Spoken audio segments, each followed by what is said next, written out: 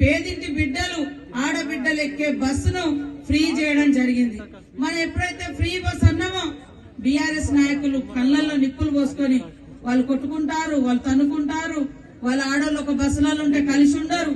ఈ బస్సు ఎందుకు, అరే ఇవాళ ఇక్కడ నుంచి మీరు హైదరాబాద్ పోవాలి, అక్కడ ఒక బిడ్డ ఉంటది, హాస్టల్లో ఉండొచ్చు, హాస్పిటల్ ఉండొచ్చు, ఆపత్తి అంటే మరి చేతిలో రూపాయి లేకుండా పోయి బస్ ఎక్కితే మీరు హైదరాబాద్ లో ఈ రోజు దిగగలుగుతున్నారు. కానీ గతంలో మరి ఎటు పోలేక వాయిదా వేసుకున్నారు.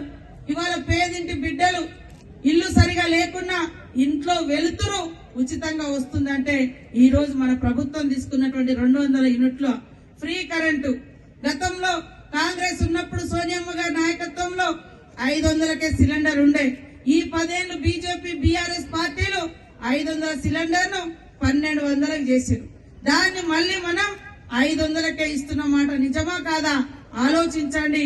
ఈ రోజు సన్న వడ్లు పండించేది కూడా మన జనాలకు సన్న బియ్యం తినిపియాలన్నటువంటి ఉద్దేశంతో కొన్ని ఉన్నతమైనటువంటి వర్గాలు మరి డబ్బున్నోళ్లే సన్న బియ్యం తింటున్నారు.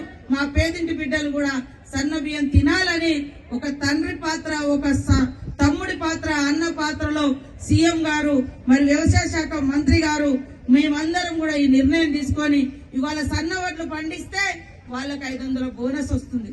ఇందాక అన్న చూపించిన రామ్మోహన్ అన్న ఒక ఎకరంలో 20,000 రూపాయలు ఆ సన్న వడ్ల ద్వారా రైతుకు వచ్చింది. చెమటోడ్చే రైతుకు, సన్న వడ్లు పండించినటువంటి రైతుకు, అది కౌలు రైతైనా గాని పట్టా లేనే రైతైనా గాని ఆయన ధాన్యం సన్న ధాన్యం మార్కెట్ కు వస్తే 500 క్వింటాల్కు అదనంగా వస్తుంది. కాబట్టి కష్టానికి తగ్గ ఫలితం అందించేది మన కాంగ్రెస్ ప్రభుత్వం. కాబట్టి మీరు కూడా అందరూ ఆలోచించాలి. తప్పకుండా ఇచ్చిన మాట ప్రకారం ప్రతి వాగ్దానం చేస్తాం. ఇవాళ ఒకటేసారి అన్ని అంటే మనం ఇంట్లోనే ఇవాళ వ్యవసాయం అనుకుంటాం, పెట్టగానే మరి పంట చేతికి రాదు, కొంత టైం పడుతుంది.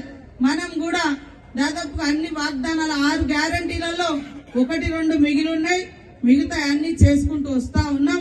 అదే విధంగా వ్యవసాయం కూడా ఇవాళ మన జిల్లాలకు వస్తే మరి కందులకు ఫేమస్ తాండూరు, అట్లా కందులు గాని పెసర్లు గాని ఇంకా ఉల్లిగడ్డలు గాని ఇవన్నీ కూడా చిన్నప్పుడు చిన్న శనగలు గాని ఇవన్నీ పండించారు.